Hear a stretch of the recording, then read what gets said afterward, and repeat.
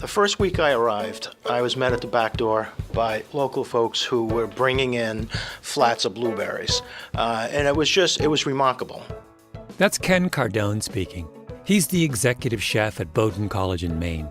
In the world of American colleges, Chef Cardone's food holds a special place. So you've consistently made the top number one spot on the lists of best college food. What are a couple things that you think sets Bowdoin apart? And that's Jacob Smith, one of my producers. He went up to Maine for Revisionist History's first culinary investigation. Hi, Chris. Can you just describe what we're looking at here? Directly below us is the salad bar, and you'll notice in the center of the salad bar there's several prepared salads, entree salads, and then you have your make-your-own areas to the right and left. There's homemade soups and vegan options. There's fresh fruits and desserts, and then you'll see there's condiments and toppings, and we actually make our own peanut butter and bake our own breads, and that's all available at every meal. My guess is your college wasn't like this. Mine certainly wasn't. And as you can see, we always have a vegan and vegetarian item on for our hot soups. And today, a favorite for lunch is a hot turkey sandwich, an orzo and tofu salad. I worked in my college cafeteria as an undergrad, and just remembering that fact now is bringing the smell of the dining hall wafting back. Grease, disinfectant, aging mayonnaise, cold fried eggs, all in some horrible combination. That was the 1980s. I don't think that anyone properly understood back then how crucial healthy eating was to a positive learning environment. Bowdoin is in a whole different class. It sounds like paradise. The deli special today is a smashed chickpea, avocado, and pesto sandwich. And we have a farro salad with asparagus and Parmesan. Cool. So can we take a look at the kitchen? Are we able to go back there? As you can see, if you look down right here at this area, we're preparing fresh rosemary as one of the ingredients in tonight's dinner, and they're cutting chicken. So everything really is done from scratch. It has that personal touch. Fresh rosemary and the personal touch. But here's what I want to talk about. The food at Bowdoin is actually a problem, a moral problem. I don't mean this in any way as a criticism of people like Ken Cardone. He's very, very good at what he does. Jacob, my producer, is a massive foodie, and he was impressed. It takes a lot to impress Jacob. Nor do I mean that people, students in particular, shouldn't eat properly. They should.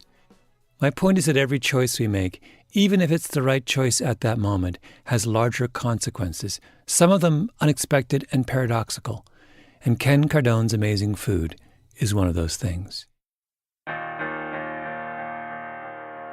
My name is Malcolm Gladwell. Welcome to Revisionist History, my podcast about things forgotten or misunderstood. This is actually episode 2 of a little 3-part mini-series I've dropped into the middle of Revisionist History. It's a re-examination of one of the most fundamental ideas in American life, that if you have some ability and work hard, you can make it to the top. The episode before this was about a kid named Carlos, a brilliant kid, and just how many obstacles stand in the way of his making it out of South Central Los Angeles. This episode is about what it takes for a poor kid to get a good college degree, and strange as it may sound, campus food at a place like Bowdoin is a big part of that problem. Best way to understand this is to compare Bowdoin with one of its competitors, Vassar College. Vassar is in Poughkeepsie, just north of New York City. It's a lot like Bowdoin in many ways. They're both small, elite, northeastern liberal arts colleges. Lots of students apply to both schools. They're in the same category. But there are also some differences. Vassar is a little bigger and edgier, a lot more dyed hair and tattoos. Bowdoin is smaller and preppier. Bowdoin also has more money. Not a lot more, but enough that it matters. And then there's the issue of food. How's the food at Vassar, would you say? Food? It could be better. You know, there's always room for improvement. The salad bar always makes me kind of sad. Like, one time I was eating like a spinach kale stir fry that was prepared, and I may or may not have found like an industrial-sized staple in it. The president of Vassar College is a woman named Catherine Hill. She's an economist by training, tall, gracious, distinguished, a touch of gray, what you would expect from an academic leader. We met in her office on the Vassar campus, which is full of lots of Gothic gray stone buildings and creaky oak staircases, huge double-sash windows, ancient rugs, all very 19th century. Before she was at Vassar, Catherine Hill was at Williams College, about 2 hours north of Poughkeepsie. She was the provost. While she was there, Princeton dramatically expanded its financial aid. And suddenly, every liberal arts college in the country felt it had to examine its policies as well. We had to figure out what we were going to do in response to Princeton announcing that they were going to move away from loans. So Hill teams up with another economist and starts digging around in the data from the admissions office. A colleague of mine, Gordon Winston, and I asked the question, do we know what we're actually asking families to pay to come to Williams? So we'd always assumed that we were doing just, a great job with talented kids from all different economic backgrounds. And what we found out was that we were asking students from lower income quintiles to pay an awfully high share of their family income to come to attend. And we were also finding out that we weren't getting many, not surprisingly. Yeah. I think we were finding that we were asking families in the bottom 40% of the income distribution to pay, about 50% of their family incomes pre-tax. Hill's saying that at that time, if the family of a poor, smart kid wanted their child to go to Williams, they'd have to spend half their income on tuition. Half. That's why there were so few poor kids at Williams. So while she's at Williams, the school starts making its financial aid a lot more generous. Then Hill becomes president of Vassar. Vassar was an institution that was committed to these kinds of issues. And when we looked at the actual data, it turned out that compared to some of our peer schools, we in fact weren't all that diverse, either in terms of socioeconomic diversity or racial diversity. So she decides to change Vassar's priorities. Students from the poorest families in the United States get a small $5,000 grant from the federal government called a Pell Grant. Hill decides she wants to accept way more Pell Grant students at Vassar. So what are you spending on financial aid? We're spending about $60 million. $60 million? Yeah. And when I started in 2006, it was about $25 million. Oh, I see. So it's basically more than... It's about doubled. And we have about 23% Pell Grant recipients, which makes us, I think, the highest amongst a very large group of schools and the lowest income kids. And Pell, when you started, what was it? I think I read 11% when you started. I'm not even sure we were tracking it. But it was in the low teens. That was 10 years ago. Since then, Hill has discovered two things. The first is exactly what we talked about in the last episode. There's a ton of smart, poor kids out there. You can easily double the number that you accept at a school like Vassar and not compromise your academic standards. Okay, that's the first thing, the good news. Then there's the bad news. I think a lot of schools said, okay, so they're out there. Let's see if we can find some and recruit more. I think over time, I've come to realize that the main constraint, despite commitments on the parts of schools to do this, the reality is if you take a talented low-income kid, you've got to offer significantly more financial aid. And every dollar that you spend on financial aid is a dollar that you don't have to spend on something else. And that is ultimately the real challenge. Tuition at Vassar, including room and board, is $62,000 a year. You let in some poor kid for free, you're out somewhere in the range of $62,000. Give me an example of the kind of trade-offs you've had to deal with because you wanted to increase your financial aid package. It would be spending more to renovate old dormitories and bathrooms. It would be better food in the dining hall. Many of those things are really good things, and you're always making trade-offs on the margin. Did you catch that? Better food in the dining hall. Right after my producer Jacob went to Bowdoin to check out their food, he went to Vassar. How often do you eat there? About twice a day. Jacob is talking to a sophomore at Vassar named Amanda. So lunch and dinner? Usually I do like a quick breakfast and then dinner because breakfast is notoriously their best meal. And what about dinner? What's dinner look like? Pretty terrifying sometimes. It's weird. It oscillates between, sometimes they have really good ethnic food actually. They'll surprisingly put together a very good meal. And then there's other nights where you get there and it's kind of like pasta, a very sad like meat sandwich thing you're not really sure about, and like pizza, and usually I end up with soup that night. What would you say are like the most common complaints about the food from students?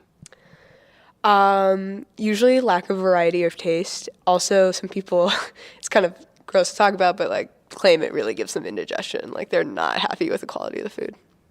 By indigestion, do you mean it has like a laxative effect? Is that the complaint? Because I've heard that elsewhere. Yeah, that's 100% what I'm talking about. If you could step in and make like sweeping changes to dining at Vassar, what would you change? Sweeping changes. I mean, my thing is like, I know I'm kind of spoiled because I'm from California, so I'm used to just a higher quality of food in general. Because like the salad bar always makes me kind of sad. Like, or like the nights where they're like, we have guacamole, and it's like literally just like this pasty, disgusting, like, just they've obviously just pureed some like unripe avocados. Vassar has terrible food. Bowdoin practically has a Michelin star. Two otherwise almost identical schools that on this one measure couldn't be more different. And why? Because Bowdoin doesn't spend nearly as much on financial aid as Vassar does.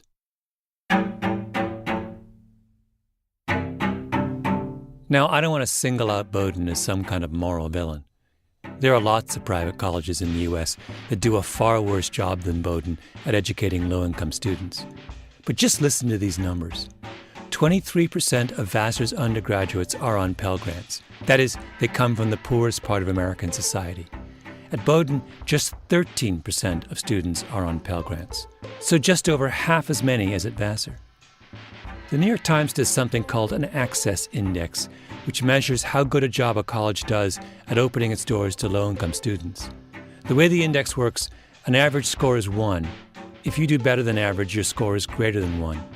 Among all American universities and colleges measured, Vassar comes in 8th with a score of 1.36, behind only the University of Florida and the big schools in the University of California system.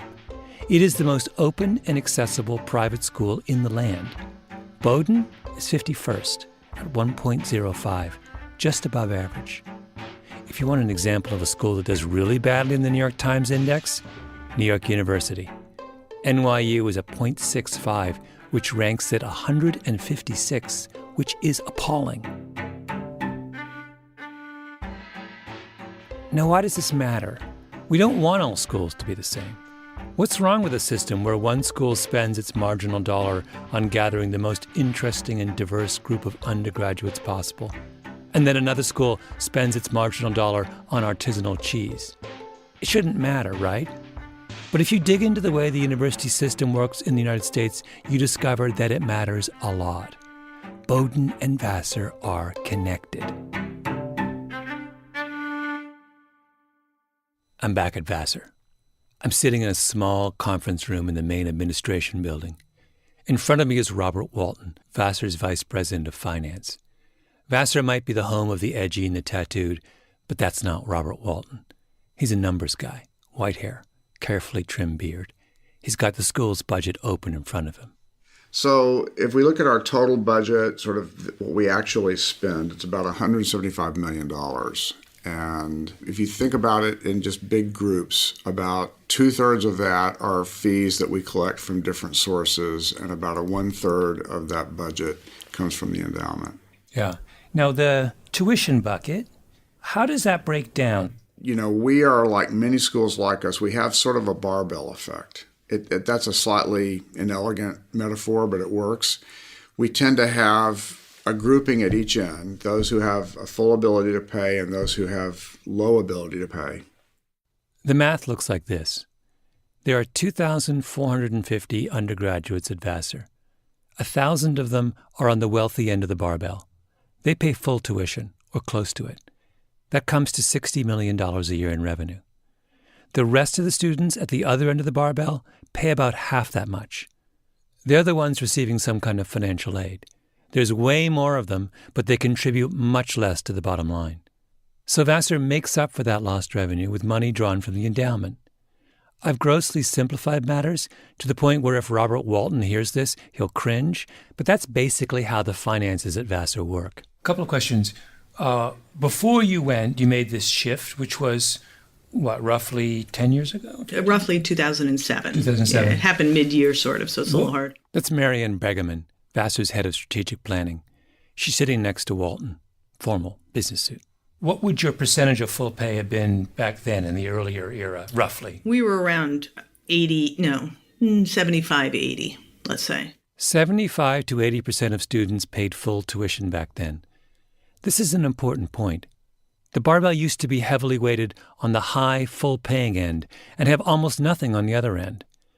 When President Hill transforms Vassar a decade ago, she basically switches that. She replaces hundreds of full-paying students with students who pay very little. As a result, Vassar goes from a place that quite comfortably supported itself on tuition revenue to a place that has to rely really heavily on its endowment to make the numbers work.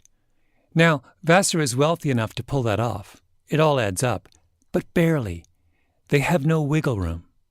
So the 1,000 kids who pay full tuition, Vassar needs every single one. Without them, everything falls apart financially. I asked Walton what would happen if the number of full-paying students dropped, if even 50 of that 1,000 went elsewhere. That would be bad. That would be bad. No wiggle room. Okay, now about the endowment. Once again, Bowdoin College is a good comparison.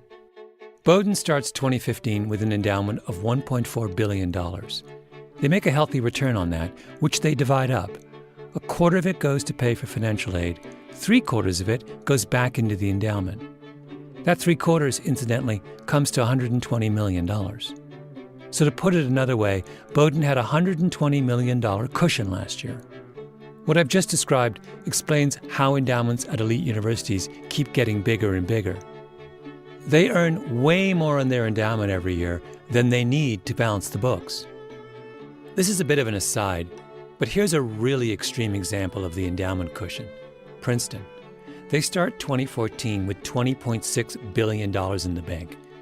Let me repeat that, $20.6 billion in the bank. They make $2.1 billion on their investments over the course of the year.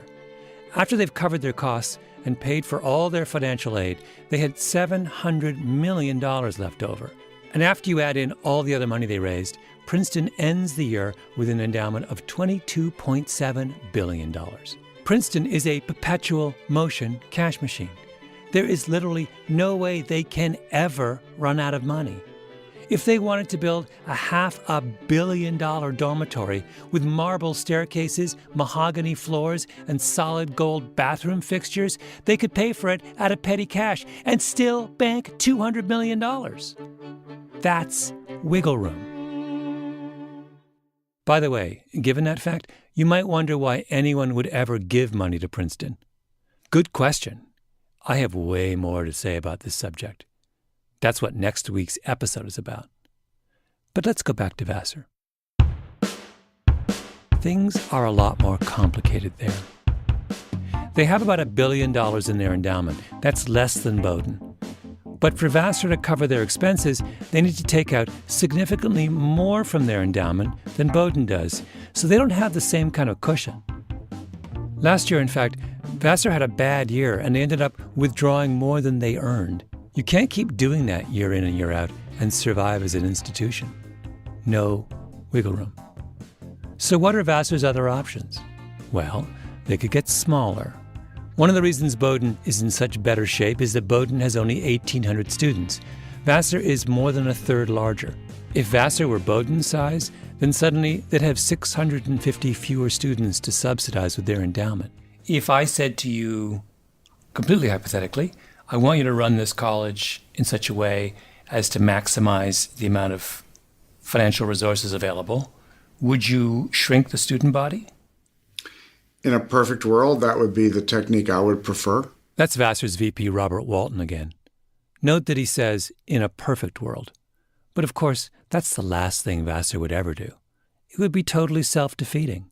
The whole point of Catherine Hill's transformation of Vassar was to try and educate as many poor, smart kids as possible, because America has a huge problem with not providing opportunity for poor, smart kids. If you cut 650 spots, then you're part of the problem again. I'm a fiscal conservative, but she's convinced me we don't pay any taxes in terms of to the feds or the state. So we are a tax-subsidized entity. So one would logically conclude then if you have a large endowment, you really have an obligation to provide a public good, not just to educate the rich. This is something people always forget. Universities don't pay taxes. We subsidize them. You and I. When Princeton makes that $2.4 billion return on their endowment, they don't pay a dime of capital gains taxes on it. And Walton's pointing out something really, really crucial, which is that if you get that kind of subsidy from society, you're supposed to give back. Cutting 650 spots is not giving back. All right, how about this? Cut back on faculty, bigger classes. No, no, no. That also defeats the purpose. The whole point of the Vassar experiment is to give students of all backgrounds the best possible education. If you make the education worse in order to pay for the students who need a good education, then you're right back where you started from.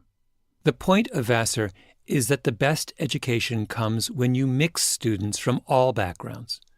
When the child of an investment banker sits in class next to the child of a janitor, the two of them have a learning experience that they could not have amongst people just like themselves.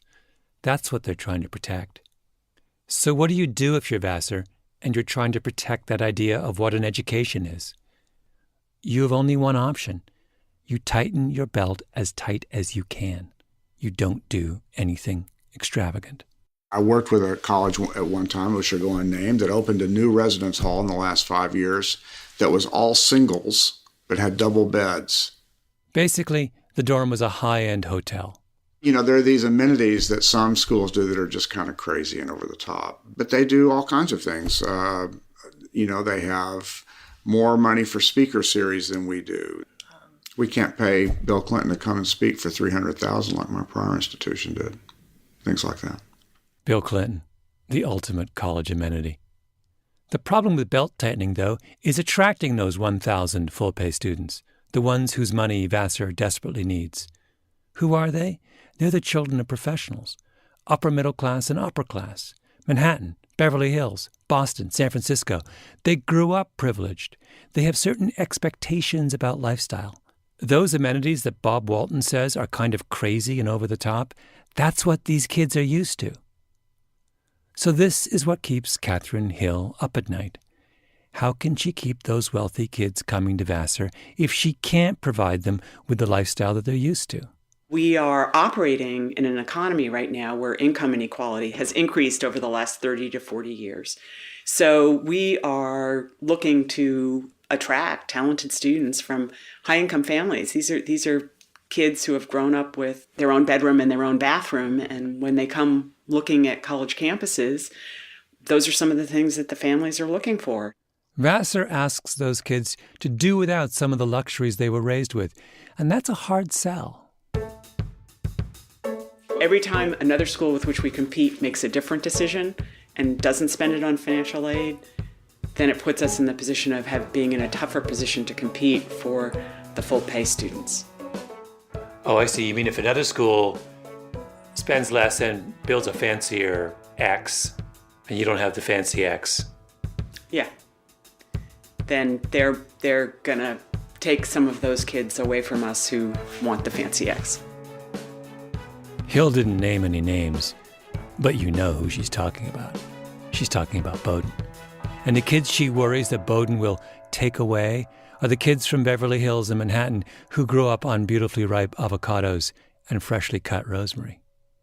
Robert Walton serves on something called the Parents Advisory Committee at Vassar, which is basically the parents of the rich kids, and he hears it all the time. They come and, they want to talk to the senior officers about, their observations, It's sort of a, tough love kind of meeting. They always ask about food. They always ask about housing. They always ask, What do they say when they bring up food? Do they complain about food? Or yeah, they ask basically. And so my reaction is we need to make food better, and we actually aren't going to make food better. But if food is really important to you, and if housing is really important to you, don't come to Vassar. That's not what we focus on. That's just not what we're into. Yeah. That's, and no apologies for that. I mean, that's just not what we do.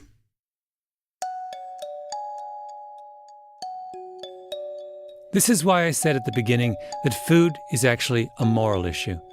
Because how long do you think Vassar can continue to do this? To say to parents and students, if food is really that important to you, go somewhere else. Those kids come to Vassar for a campus visit and eat a soggy piece of pizza. Then they go to Bowdoin, where Chef Cardone is the god of the dining hall. He's got amazing resources, a bigger endowment, 650 fewer students, half as many kids on Pell Grants, and every day he's taking it up a notch in the kitchen. How long can soggy pizza hold up against Ken Cardone? When my producer Jacob was on his culinary investigation at Bowdoin, the students talked about the food at their school like they were in Paris. In the beginning of the year, the ice cream didn't really taste that well. Like, it was like kind of watery. And so I know someone like wrote a complaint card, like, guys. And then now it's like so much better. Like, they just fixed it. Yeah, I've heard They make the sauce. I've heard good things about the dessert. Is it good? How do you compete with this?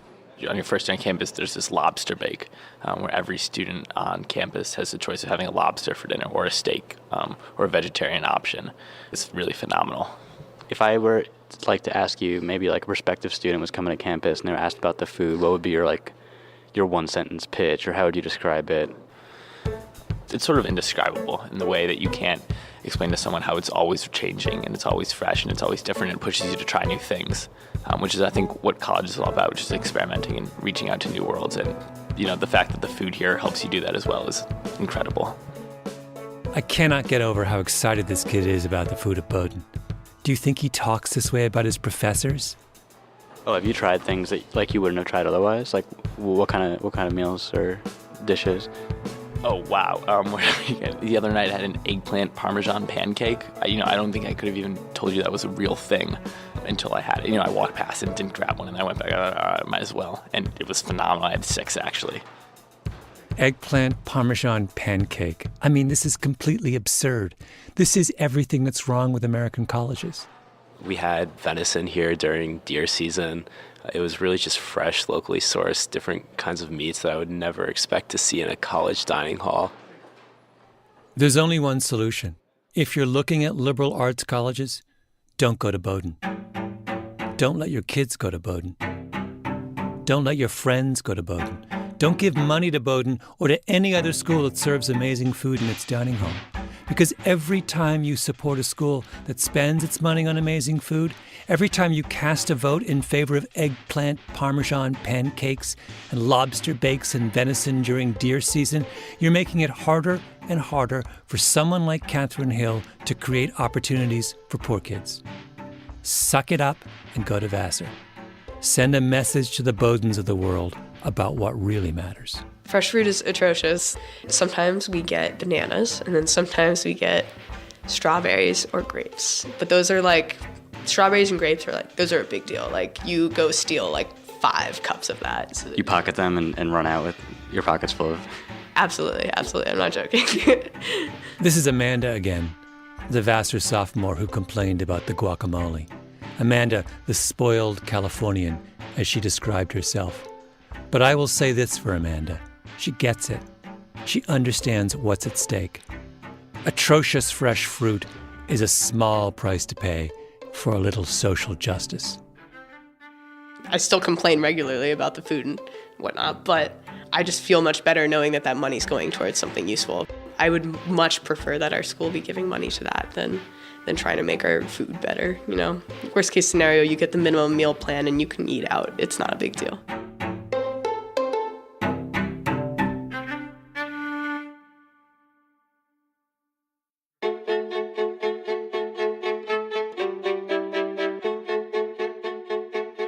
You've been listening to Revisionist History.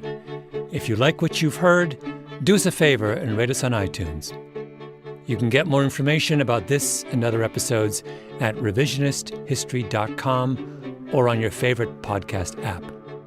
Our show is produced by Mia Lobel, Roxanne Scott, and Jacob Smith. Our editor is Julia Barton. Music is composed by Luis Guerra and Taka Yazuzawa. Flawn Williams is our engineer, fact-checker Michelle Siraka, and the Panoply management team, Laura Mayer, Andy Bowers, and Jacob Weisberg. I'm Malcolm Gladwell.